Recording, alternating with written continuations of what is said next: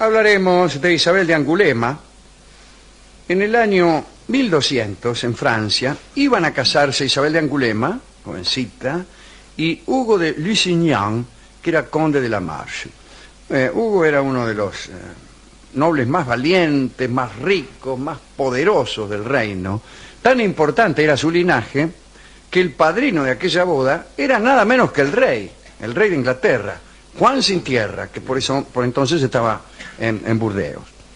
Juan Sin Tierra, el hermano de Robin Hood, el hermano de Ricardo Corazón de León, el rey de Robin Hood, el rey contra el cual fastidiaba Robin Hood, y el hermano de Ricardo Corazón de León, hijos los dos de Leonor de Aquitania. Que se había ido a las cruzadas, Ricardo. Ricardo, ¿no? Se había ido a las cruzadas, Juan había quedado, digo en el caso de Robin Hood, no en este. Sí. Era un rey bastante malo, un tipo difícil. El día del casorio, los habitantes de Angulema llenaban las calles, imagínense. Hugo, el novio, había dispuesto fuentes de vino, manjares para todos los habitantes del feudo, etcétera, un compadrón, ¿no? Hugo y el padre de Isabel se ubicaron ahí frente al altar y allí esperaron a la novia. Isabel inició el recorrido por la iglesia del brazo del padrino, como hemos dicho, el rey de Inglaterra, Juan. Cuantito llegaron al mostrador, Juan no soltó la mano de Isabel, el rey, el padrino. Hizo callar a todos y le dijo al obispo, que era el que iba a oficiar la boda: cásenos de inmediato. Declaro mi voluntad de tomar a esta mujer como mi esposa ahora mismo. Le había gustado en el camino. Era una iglesia grande. No convienen las iglesias muy largas. Bueno, imagínense el novio, Hugo, hizo hizo ademán de abalanzarse sobre el rey, pero sus compañeros lo detuvieron a tiempo para que no cometiese un delito de lesa majestad, que estaba castigado con la muerte. La cuestión fue que ahí nomás Juan Sin Tierra se casó, se llevó a Isabel a Inglaterra y la hizo reina. Todo esto ocurría en Francia, en Bordeaux. Hugo de Lusignan pidió ayuda a su rey, al rey de Francia, que era Felipe Augusto, otro que también fue a las cruzadas. Y se armó una guerra para devolverle el honor al novio plantado, a Hugo. Pero esta guerra no solucionó nada. Muchos años más tarde, el 19 de octubre de 1216, después de un atracón de comida y vino, Juan Sin Tierra murió. Isabel entonces regresó a Francia. Regresó incluso con la esperanza de encontrarse con Hugo. Pero Hugo ya se había casado con otra y no le dio bolilla. Bueno, Isabel, condesa de Angulema, lo esperó. En noviembre de 1219, Hugo quedó viudo y, después de enviudar, no tuvo mejor idea que pedir una vez más la mano de Isabel. La otra. Así que en 1220 se casaron en la misma iglesia donde ya lo habían intentado una vez. ¿Qué cosa? Fueron felices por muchos años, hasta que en 1241 sucedió lo siguiente. El rey de Francia, que ya era otro, Luis IX, casualmente, el rey San Luis, reunió a los nobles y a los clérigos para otorgar a su hermano Alfonso los derechos que le correspondían por haber alcanzado la mayoría de edad. Una ceremonia usual. Hay en aquella época de la historia francesa, hay siempre una tensión entre la institución real, el rey, y los varones, no los varones con B corta, como dice acá, sino los varones con B larga, que eran los señores. Como los boyardos nuestros de Rusia, ¿no? Los nobles, que en aquel entonces tenían un poder bastante grande. Bueno, hubo unas ceremonias en las cuales los varones de algún modo le ratificaban su confianza al rey, lo cual habla de la debilidad del rey, que necesitaba esa ratificación. El caso es que Luis, terminada la ceremonia, condujo a su hermano, Alfonso de Poitiers, para que recibiera el homenaje de los varones. Prestaron juramento de fidelidad y Hugo regresó tranquilamente al castillo donde estaba su esposa Isabel esperándolo, y la mina lo recibió muy mal. parece que Isabel estaba muy celosa y era muy ambiciosa, no quería depender de nadie. Eran épocas, insisto, en que el poder de los señores estaba en continua disputa con el poder central del rey. Y la mina, cuando volvió el marido, dice: ¿qué tenés que andar? Dice, rindiendo homenaje al hermano del rey. Yo no dependo de nadie, qué sé yo, y vos andás ahí arrastrándote ante cualquiera. Bueno, Hugo escuchó los reclamos de su esposa, reunió un ejército. A todos los que dicen: mira, no es por mí, pero mi mujer me tiene podrido. Y un ejército, incluso se comunicó él con el rey, Luis IX, dijo: mire, voy a atacarle la Armada Real a menos que se me concedan algunos privilegios. No es por mí, dice, pero mi mujer me tiene podrido. Siempre decía eso.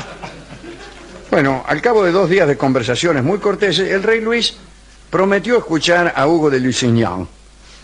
Bueno, Hugo, contento por esta victoria diplomática que había obtenido, fue a ver a Isabel con la esperanza de recibir algunos cumplidos.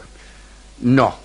Según las crónicas, recibió esta respuesta de su mujer: quitaos de mi vista, hombre vil, todas esas cosas, ¿no?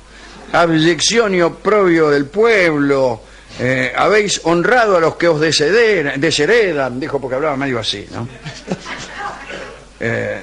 Bueno, después de aquellos insultos, Isabel se fue. Hugo estaba un poquito perplejo, ¿no? Y la fue a buscar. Ella estaba en Angulema, pero era uno de los lugares donde vivía el matrimonio. Y ella le prohibió la entrada al castillo. Y incluso los muebles que tenía el tipo se los sacó ahí afuera. Por fin, y por mediación de un monje, Hugo consiguió hablar con su esposa. Le preguntó a través de una ventana, porque la mina no se le acercaba, cuál era la razón de su odio, e Isabel se explicó. Contó que durante la visita del rey, cuando fueron a Poitiers, ella quiso rendirle su homenaje, pero no recibió más que desdenes. Y, por ejemplo, nadie se levantó cuando ella, que había sido reina de Inglaterra, entraba o salía. Lógico, tenemos que hacer una guerra. Sí, claro, lo mínimo. Claro. Hugo intentó demostrarle que podía considerarse vengada con los privilegios que había obtenido. Digo, es lo que le había conferido el rey Luis, pero todo fue en vano. Ella quería una guerra, una matanza. Dice: a mí, si no me das una matanza, chao. Querría que el rey cayera incluso. Cayera o callara, no sabemos, por venganza particular, ¿no? Bien. Viendo que su marido seguía dudando, Isabel le declaró que no volvería a compartir su cama hasta el día en que se pusiera a la cabeza de la rebelión y viniera a su cama. No, solamente que se pusiera a la cabeza de la rebelión. Y Hugo, que estaba muy enamorado de su mujer, según estamos viendo, reunió inmediatamente unos varones, también con B larga, y formó una liga de la cual fue jefe. Mientras tanto, Isabel se encerró bajo llave en sus aposentos y no lo dejó entrar al tipo, que seguía con todas las pilchas afuera. Hugo de Lusignan solicitó entonces ser recibido por el hermano de Luis IX, Alfonso, y cuando estuvo ante su presencia exclamó, ante la sorpresa general: señor, reniego de vuestra señoría y tomo nuevamente mi libertad. Es como una secesión. Sí, claro, sí. Además es un gesto muy audaz también. Sí. Tras esas palabras salió del palacio, corrió al galope hasta Lusignan y comenzó la guerra conocida como la Guerra de los Varones. Hugo de Lusignan tuvo la ayuda de los ingleses. Luis IX comandaba en persona una tropa de 25.000 soldados. El rey de Francia tomó ventaja rápidamente, e Isabel, al enterarse de las primeras derrotas, mandó unos hombres con un veneno muy eficaz que había preparado ella misma para envenenar a Luis, al rey Luis. El complot fue descubierto y el envenenador ajusticiado.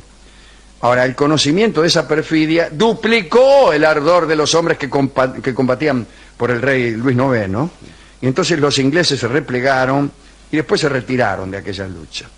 La rebelión se desarticuló. Poco tiempo después, Luis IX vio a Hugo y a Isabel arrastrarse a sus pies pidiendo perdón, y los perdonó. De ese modo, Isabel y Hugo salvaron sus vidas, pero no el amor. Isabel odió a Hugo de Lusignan por no haberla defendido hasta las últimas consecuencias.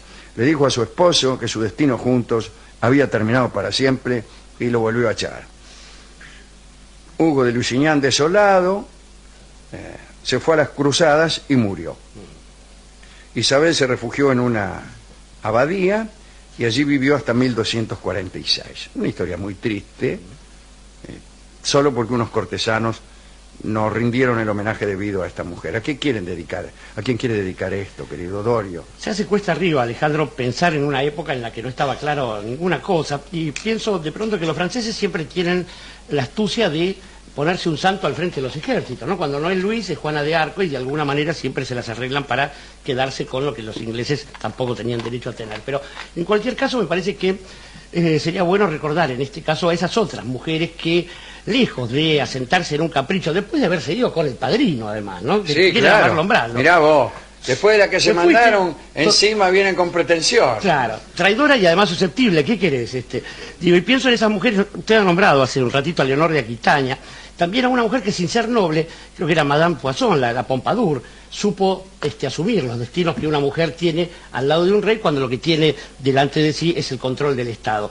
Pensando además que esas mujeres saben que la verdadera soberanía está ciertamente no en los palacios, ni en las tierras, ni en las venganzas, ni en los títulos, sino en el corazón, porque es una pena mucho más grave el olvido, querido Alejandro, que el desalojo. Señores, hablando de desalojo y en atención a los sucesivos desalojos de que fue víctima Hugo de Lusignan, escucharemos una milonga compuesta en virtud de esos acontecimientos históricos y que se llama precisamente El desalojo. La escucharemos en la voz de Edmundo Rivero. Adelante.